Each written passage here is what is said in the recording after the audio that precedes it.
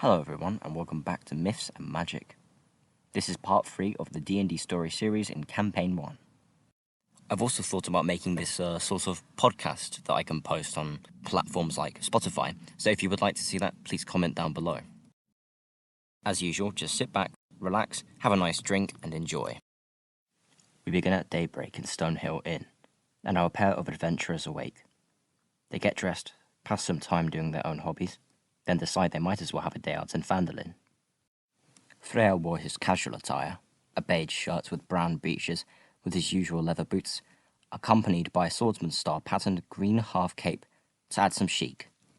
Meanwhile, Augustus wore his brown under armor with a mask covering half his face and a hooded poncho. They went down and greeted Tolban Stonehill, the proprietor of the inn, alongside his wife Trelena and their son Pip. The pair and Bellicor were greeted when they went outside to a large open area in which there was a shrine.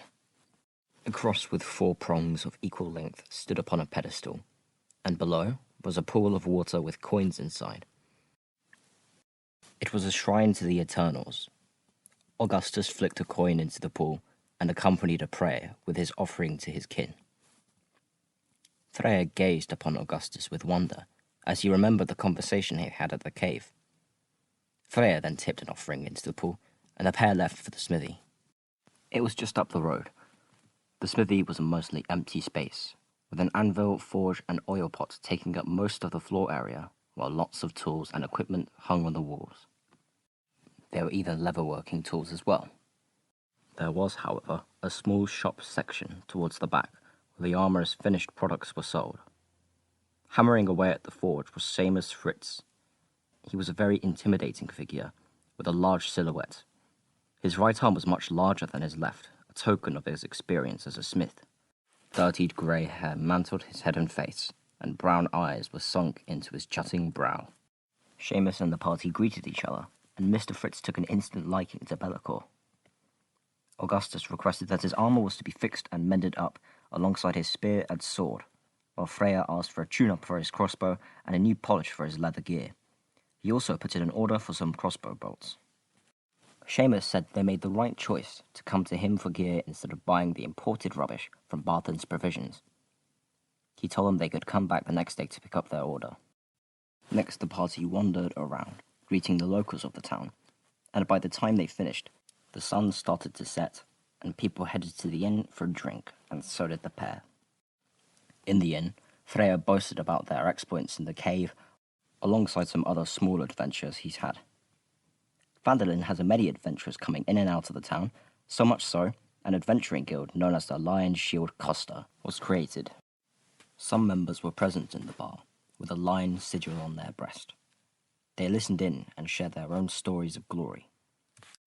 Some of them even told stories of how they were a part of the Rangers of Cragmore, an organization set up in Phandalin long ago, but has now since moved to the capital. After the chat, the party noticed something strange. They hadn't seen any races other than humans here. After all, the island of Phandelver is part of the Sinish Empire, so an elf would definitely stand out. The party reckoned that people of many races came in and out of the town, such as Freya himself, which would explain why there was no reaction from the townsfolk. She was cowed, and once she spotted the 2 adventurers, she started making her way towards them. She unveiled herself, revealing soft, pale skin with sea blue eyes and a head of blonde hair. Augustus was a paladin and had a natural sense for detecting good and evil, and to his judgment, she appeared friendly. She requested that the pair help with a task. She needed them to provide her protection while she transports an item of importance to someone. In return, she was to give money, and the recipient of the item could answer some questions about Phandelver. Freya considered the offer, however Augustus was much less inclined to do so. "How can we trust you, she-elf?" he asked with clear distaste. Freya, as a half-elf, stepped in. Now, round ears, I'm part-elf as well. Could you just please refrain from the profanity? Just listen and hear her out. After some arguing, both players think on the offer. They agree their stay in Phandalin hadn't been as lucrative as they'd hoped it would be, so they accepted the offer. The next day, the party collected their shiny new gear from the armory, met with the elf, and set out on their way. For some reason, the elf had kept her name private due to her dealings with the recipients of her item. However, one thing the party did notice was that today she was wearing a crowned sigil on her breast. This time when the group set off, the green landscapes were lit by the early noon light. A day passed when the group rested. So far, not much was said, other than some mention of this entangling mystery the party had encountered, who Gundren was, why he was here, and why he was so shifty about it. By a makeshift fire, the elf lady mentioned that the dwarf was here for the riches of the mines of Phandelver, alongside 2 of his brothers.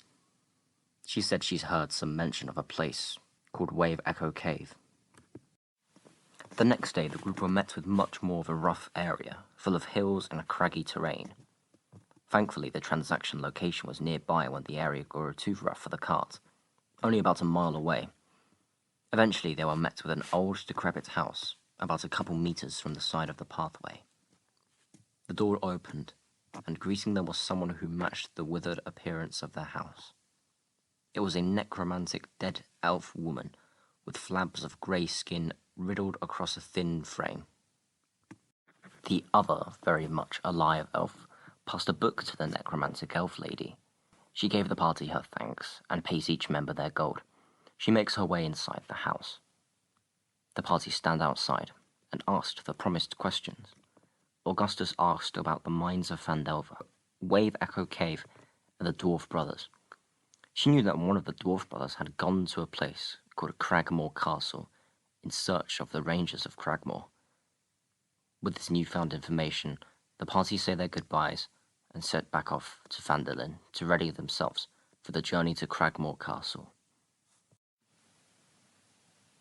This episode's miniature of the week is Gilgalad and 4 Kingsguard miniatures.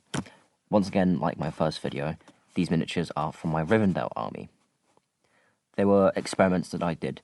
I got some Rivendell Knights bits that I had, and then kit bashed them to create the spear and shield look, because the current spear and shield models for Rivendell aren't exactly amazing because they're fine cast, which isn't the best material to work with, so I wanted to kit bash my own. And I really like this paint job. I like the purple cloaks. Alongside this, I also like the way I've painted Gilgalad. I did a lot of non-metallic metal experimenting on him.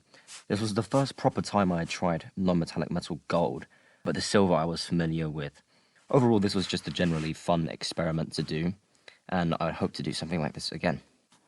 As usual, please let me know your thoughts down in the comments below.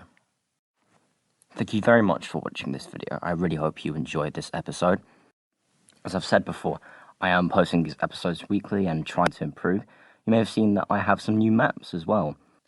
I'm really getting into map making, and I've been doing it on this program called Incarnate, and I've got the pro version recently, so expect to see more locations from my homebrew world using these maps. Anyway, I hope to see you next week. I'll see you then.